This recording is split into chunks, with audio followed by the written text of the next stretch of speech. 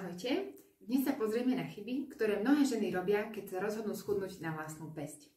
Ak sa chcete vyhnúť týmto chybám aj vy a hľadáte pomocnú barličku na svojej ceste za zdravším a krajším ja, určite si pozrite toto video až do konca, pretože mám pre vás aj malý praktický darček zdarma. Tak poďme rovno na to. Najväčšia chyba, ktorú často vnímam, je, že ženy naletia na marketingové ťahy. To znamená, rýchle riešenia v podobe drinkov na chudnutie, kde nemusia robiť vôbec nič. Takto im to sľubuje reklama, samozrejme.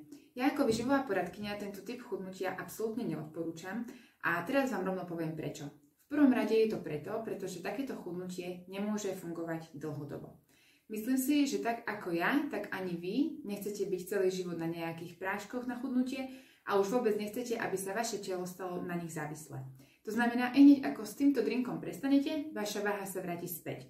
Čo je na tom ale veľmi smutné je, že ženy si to potom vyčítajú. Myslia si, že je to ich slabá vôľa, že si tú váhu neudržali, ale je to vlastne úplne inak. Telo sa počas tejto drastickej redukcie prispôsobí na tak nízky kalorický príjem, že potom, keď žena začne opäť jesť ako normálny človek, jej telo si začne všetko ukladať. Ale je to normálny fyziologický proces. Druhá vec, čo sa mi nepáči na týchto drinkoch je, že nejde o klasickú stravu, ktorú by sme normálne rozhrízli, ale rozmixovanú nejakú kašu, s ktorou sa vlastne náš traviaci trakt vôbec nemusí trápiť. A to je vlastne ďalšia nevýhoda, pretože jednak sa z tohto drinku vstrebe oveľa viac možno živín, možno ďalších látok, ako keby ste si dali normálnu stravu, kde ste nútená hrísť. A druhá vec je, že tým, že sa takmer všetko vstrebe, neustáva z tejto stravy takmer žiadna živina pre črevné mikroorganizmy. To znamená, že náš črevný mikrobióm nemá čo jesť a tým pádom sa pomaličky vytráca. Čím dlhšie sme na tejto strave, tým viac ohrozujeme zdravie našich čriev, s čím súvisí aj stav našej imunity, stav pokožky, trávenie a podobne. Toto sú za mňa obrovské dôvody, prečo túto stravu neodporúčam. Samozrejme okrem toho, že za ňu musíte vyhodiť stále nemalé peniaze. Druhá chyba, ženy jedia oveľa menej, ako ich telo potrebuje. Toto je najčastejšia chyba, s ktorou sa stretávam u svojich klientiek. Moje klientky, ktoré za mnou prídu s tým, že potrebujú zhodiť, mi ako prvé povedia, ja nejem toľko veľa, aj keď tak vyzerám. A viete čo, ja im verím. Jednak na základe analýzy jedálnička, ktorú im urobím samozrejme, ale jednak aj na základe toho, že sa to opakuje často. Totiž my ženy hneď ako vidíme v zrkadle nejaké zmeny, ktoré sa nám nepáčia na našom tele, vzhľade, máme tendenciu priškrtiť si jedálniček. A niekedy vôbec nielen trochu, ale dosť drasticky. Dokonca sme sa na to hrdé, pretože si myslíme, že je to najlepšia cesta, ako zhodiť zbytočné kilá. Lenže teraz vám niečo poviem. Ak sa rozhodneme ísť touto cestou, náš kalorický príjem bude príliš nízky, často nižší ako potrebujeme na bežné fungovanie, napríklad bez toho, aby sme pohli prstom. Takto má za následok spomalenie metabolizmu. A práve toto spomalenie metabolizmu spôsobí to, že si telo začne ukladať zásoby na horšie časy. Je to paradoxné, ale moje klientky naozaj nechodia za mnou s tým, že sa prežierajú, myslím teda, že by jedli možno viac ako ich polovičky, ale skôr s tým, že jedia veľmi málo a nechápu, ako sa ich drží každé kilo. Tak ako som vám povedala pred chvíľou, tento fenomén je častý, ale naozaj veľmi nesprávny. Týmto sa nielen stane to, že časom začne váha opäť rásť, ale môže si tým žena veľmi poškodiť zdravotne. V prvom rade, čo sa týka hormónov v tele. Ak žena nemá dostatok živín v strave, môže nastať hormonálna nerovnováha až strata menštruácie. A v ďalších štádiách aj napríklad stav ako odvápňovanie kostí, lámanie kostí, osteoporóza a podobne. Nie sú to žiadne srandy a navyše takéto drastické chudnutie môže spôsobiť aj poruchy potravy. Ak sa žene predsa len podarí týmto spôsobom schudnúť, prichádza tak nielen o tuk, ktorý zhodí, ale najmä o svaly a vodu. Môžete si všimnúť na ženách, ktoré takto rýchlo a drasticky schudnú, že často vyzerajú staršie, majú prehlbené vrásky a ochabnuté telo. Ďalšia chyba je, že ženy sa rozhodnú vynechať prílohy a pečivo, pretože takto vyčítali niekde na internete, alebo im to niekto poradil. Vynechanie príloh takisto považujem za nielen zbytočný krok, ale najmä ochudobňujúci.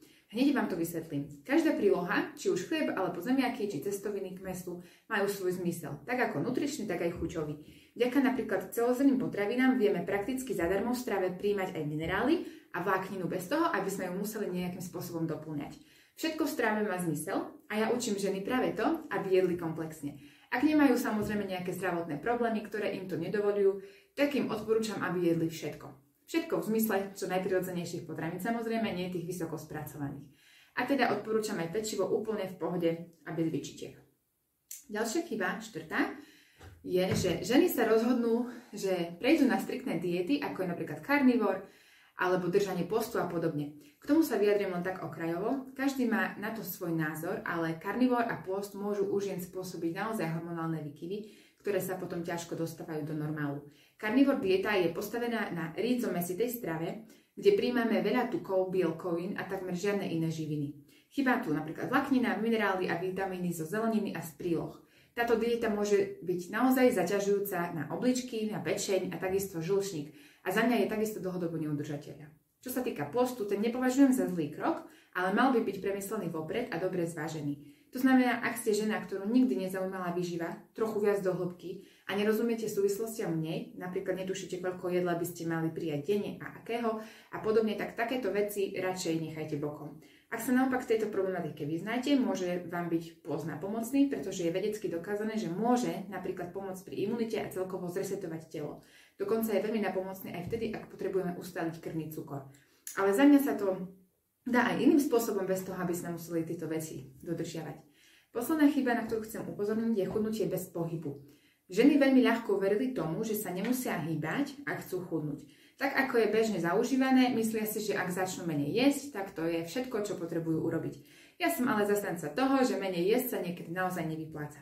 Ako sme si už povedali pred chvíľou. Skôr je vhodnejšie vyskladať si stravu tak, aby bola nutrične bohatá práve pre vás a k tomu pridať pravidelný pohyb. Nemusí ísť o trávenie hodín v posilňovni, ale bežné prechádzky a silový tréning veľmi odporúčam. Pokojne aj vo forme hry napríklad s dieťaťom, keď ho budete dvíhať. Totiž ak sa rozhodneme, že nepotrebujeme pohyb, ale naopak dáme sa na nejakú rýchlu dietu, začneme okrem tuku strácať aj svaly. Práve vďaka silovému tréningu vieme tieto svaly zachovať v čo najvyššej miere a budovať ich spätne nahor. Ak toto vynecháme, pomaličky sa naše telo zmení na sušenú slivku, ktorá bude síce možno chudá, ale na pohľad a na vitalitu úplne slabá.